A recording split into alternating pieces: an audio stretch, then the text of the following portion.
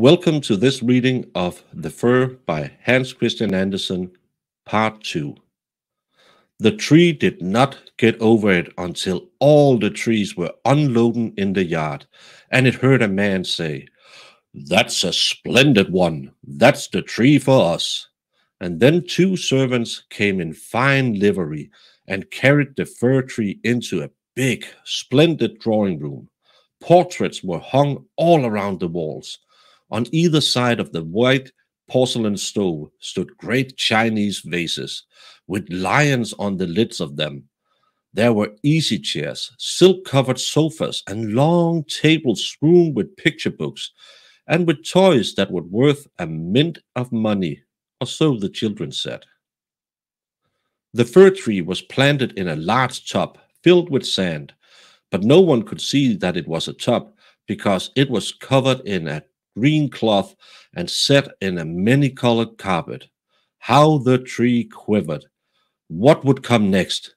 The servants and even the young ladies helped it on with its fine decorations. From its branches they hung little nets cut out of colored paper, and each net was filled with candies. Gilded apples and walnuts hung in clusters as if they grew there, and 100 little white, blue, and even red candles were fastened to its twigs.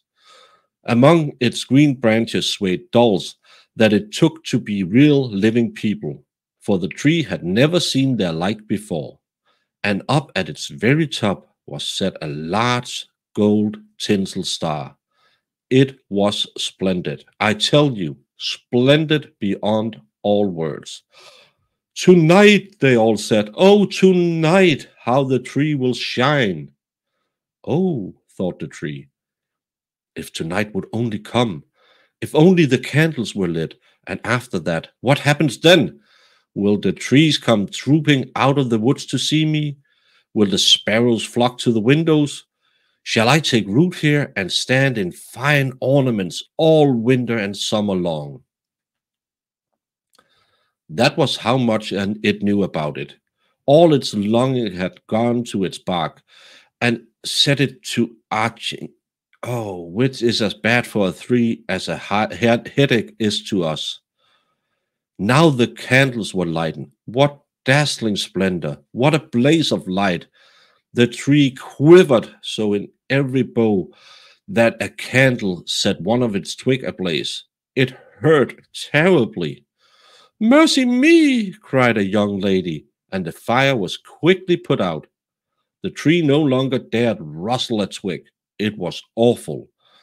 Wouldn't it be terrible if it were to drop one of its ornaments?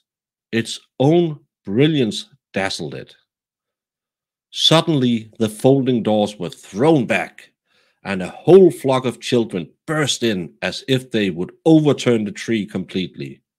Their elders marched in after them, more sedately. For a moment, but only for a moment, the young ones were stricken speechless. Then they shouted till the rafters rang.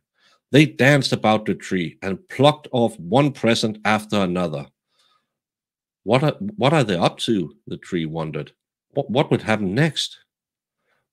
As the candles burned down to the bark, they were snuffed out, one by one, and then the children had permission to plunder the tree.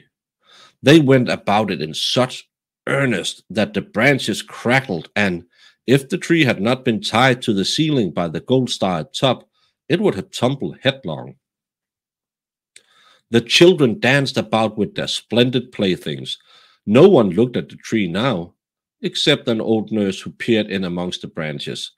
But this was only to make sure that not an apple or fig had been overlooked. "Tell us a story, tell us a story," the children clamored, as they tied a fat little man to the tree. He sat down beneath it and said, "Here we are in the woods, and it will do the tree a lot of good to listen to our story. Mind you, I'll tell only one. Which will you have? The story of Ivedy Avedy, or the one about Humpty Dumpty who tumbled downstairs, yet ascended to the throne and married the princess?" "Ivedy Avedy," cried some. Humpty Dumpty, cried the others, and there was a great hullabaloo. Only the fir tree held its peace, though it thought to itself, am I to be left out of this? Isn't there anything I can do? For all the fun the evening had centered upon it, and it had played its part well. The fat little man told them about Humpty Dumpty, who tumbled downstairs, yet ascended the throne and married the princess. And the children clapped and shouted, tell us another one, tell us another one, for they wanted to hear about Ivedy Avedy too. But after Humpty Dumpty, the storytelling stopped. The fir tree stood very still as it pondered how the birds in the woods have never told it a story to equal this. Humpty Dumpty tumbled downstairs, yet he married the princess. Imagine! That must be how things happen in the world. You never can tell.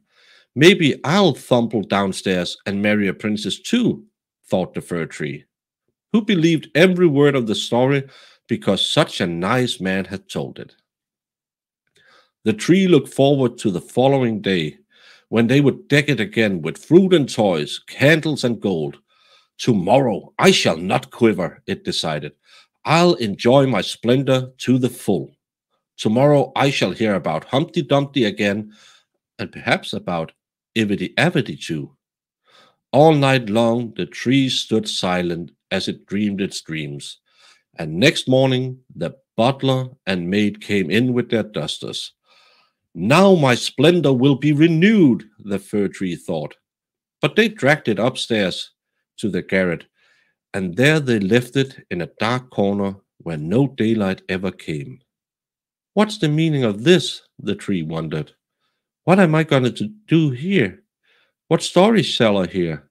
It leaned against the wall, lost in dreams. It had plenty of times for dreaming, as the days and the nights went by. Nobody came to the garret, and when at last someone did come, it was only to put many big boxes away in the corner. The tree was quite hidden.